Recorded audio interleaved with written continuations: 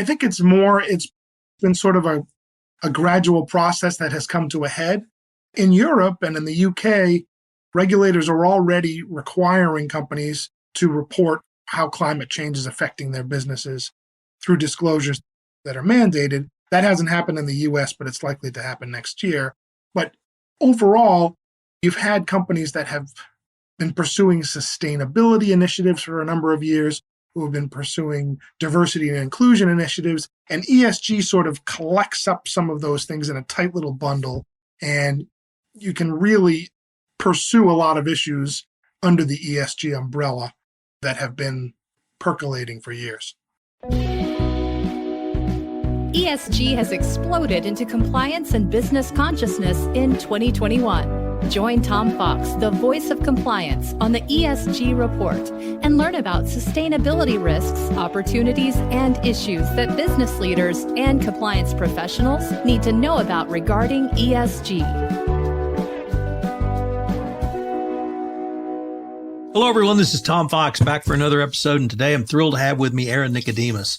Aaron is a writer, reporter at Compliance Week, and he wrote a really interesting piece in the most recent upcoming issue, but it's online, about the intersection of ESG and compliance. So I asked him if he would maybe come on and talk about the piece, and he took some time from his day. So Aaron, first of all, thank you.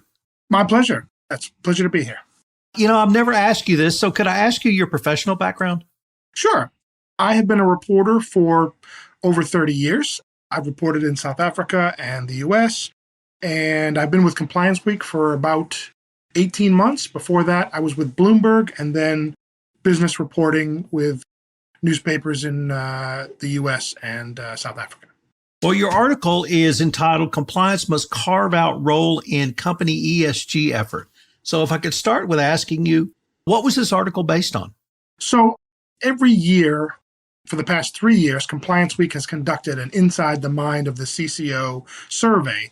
And in that survey, we ask all kinds of questions about salaries and about, different initiatives that CEOs are undertaking at their companies. And this year, we asked a lot of questions about ESG because it has been a hot topic amongst our readership, and I've written on it quite extensively. So we thought we'd poll our readers about what their ESG initiatives look like at their companies. So what were some of the key findings you highlighted in your article? Yeah, so the key finding was that almost all of the compliance officers who took the survey felt that the compliance should be involved in ESG initiatives at their company. Only 3 and 4 of them were actually involved, but almost all of them who took the survey said that they should be. And they said, compliance is uniquely positioned to help with ESG initiatives for a number of reasons, mainly being that they touch so many different parts of a corporation that compliance is already involved in, and keeping compliance in the loop or putting them in charge of ESG initiatives would help make sure that they meet all the regulations that they should, and also that they are reporting on data that is both accurate and informative. Now that I know your extensive background in business reporting, and you're absolutely right to say ESG is one of the most ubiquitous words or phrases of 2021.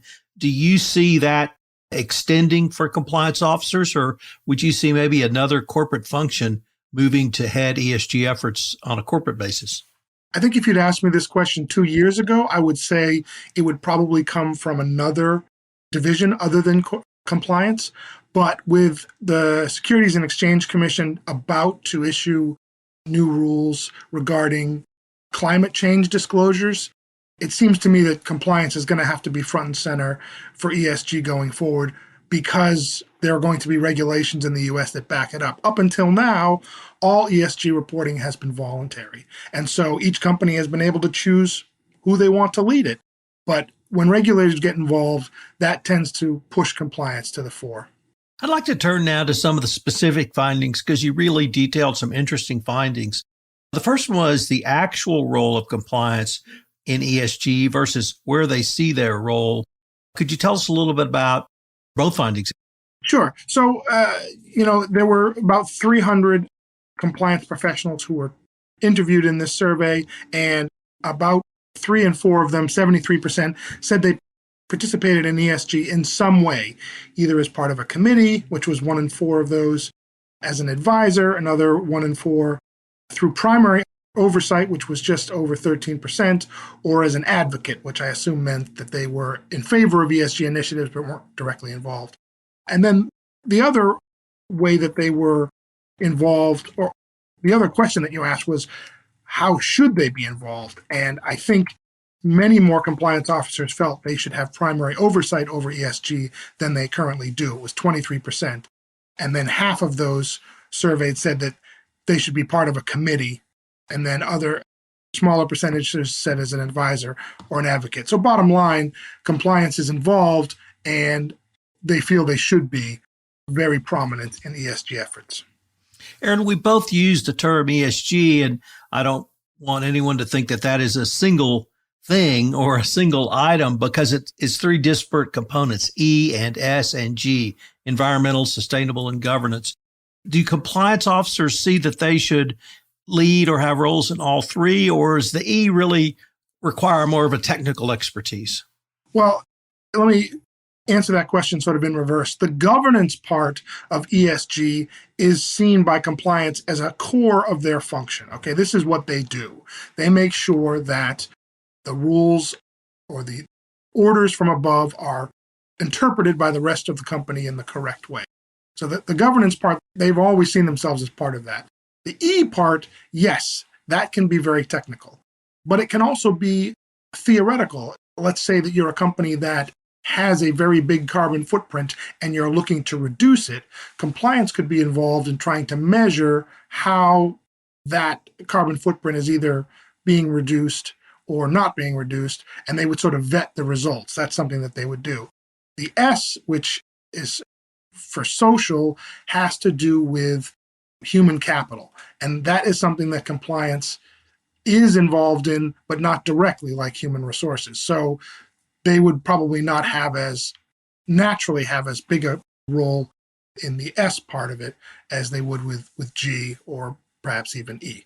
I find that last part interesting because in June of 2020, the Department of Justice released its update to the evaluation of corporate compliance programs. And for the first time, they said that the compliance function is the keeper of institutional justice in a company, and really moving that out of what I had seen as a traditional HR role. And so I see the DOJ really leading at least a discussion about whether compliance should also lead the S issue. Anything along those lines bubble up in this report? There was some indications of that, particularly in the comments where compliance was described as the conscience of a company or as in similar terms. So it did come up, but it wasn't part of the survey. It wasn't a question in the survey, so it really didn't get reflected that closely. One of the things that has most interested me about ESG this year is under the prior administration, I don't think ESG was very favored. Obviously, the Biden administration has a different view on that, but both administrations seem to me to have been overtaken by market forces, whether those be institutional investors, whether they be individual shareholders like you and me, whether it be banks providing financing, whether it be private equity companies looking for investments, or even insurance companies. You spoke about human capital, and I would even add that talent acquisition and talent management now looks with an ESG lens at going to work in companies. So that's a very long-winded way of introducing the question to you. What values did the report or some of the individual responses see as ESG promulgating that interested you? Yeah, so for me, this question is answered with, we asked a question of which constituents, which stakeholders in your company are ESG initiatives created for? And the biggest answer, the biggest percentage was shareholders. So you've got public companies who have shareholders, and shareholders are demanding more information about ESG in order to influence their investing decisions. So that was the biggest one. The next one was ethical obligation. And this is one that I think is reflected in your previous question that has to do with the role of compliance in a company. A lot of compliance officers feel that ethical obligation And this was particularly noted in healthcare companies. They were saying that ESG initiatives should be done for the ethical considerations alone and for nothing else. Other entities, other stakeholders that were named were regulators, the community, employees, and another 8% was other. So there were a lot of people, a lot of entities that are pushing ESG to the forefront that companies are responding to. Were there any kind of industry trends? You mentioned healthcare with the social component. I would have assumed manufacturing, or perhaps I grew up in the energy industry. They're going to be more concerned with the E component. Any insights in that direction? Yes, you're absolutely right. When we broke it down by industry, environmental was far and away the 4%. So that was very clear in the responses. Healthcare, again, like I mentioned, social was big for the healthcare, but so was governance. So they sort of split those two. And then for financial institutions, banks, insurance companies, and investment firms, they picked governance. And that is, again, not a surprise based on the fact that banks and those types of firms wouldn't really have a large environmental impact, or they wouldn't be looking at environmental as a core part of their business. Aaron, you mentioned that if I had asked you a question some 2 years ago, you might have had a different answer. And that really led me to think about and realize ESG did not pop up in 2021. It's been around for a while. Some people have been practicing ESG for quite some time. Environmental concerns have been around sort of forever, as well as social and governance, but they seem to coalesce this year. And I see it as one of the fastest moving overall corporate initiatives. Did the survey results bear that out, or your overall reporting giving you some insight into that? I think it's been sort of a gradual process that has come to a head. In Europe and in the UK, regulators are already requiring companies to report how climate change is affecting their businesses through disclosures that are mandated. That hasn't happened in the US, but it's likely to happen next year. But overall, you've had companies that have been pursuing sustainability initiatives for a number of years, who have been pursuing diversity and inclusion initiatives, and ESG sort of collects up some of those things in a tight little bundle, and you can really pursue a lot of issues under the ESG umbrella that have been percolating for years. Do you see this process extending into 2025 or even accelerating into 2025 and beyond? I don't think there's any doubt that it is going to accelerate, and it's going to start with climate change, environment. As far as the acceleration goes, there's just so much energy that has been put into requiring companies to show, say, their environmental footprint, their whether or not their emissions are going up or down, what they're doing to try and protect the environment. That is clearly has gone from being a nice to have to a have to have. And similarly with social issues, I think, especially in the US with diversity and inclusion, that is pushing to the fore, and investors and the community and other stakeholders are all looking to companies to explain how they're handling themselves in those areas. Well, Aaron, unfortunately, we're near the end of our time for this episode, but I was wondering if our listeners wanted any more information on the article, or perhaps even to get in touch with you to follow up or send information to you. How could they do so? Sure, absolutely. So this story that I mentioned is on our website at complianceweek.com. My email is aaron.nicodemus@complianceweek.com, and my email is at the end of the story. And I'm always happy to hear from readers and listeners to talk about these issues more. It's one of the things that lights me up.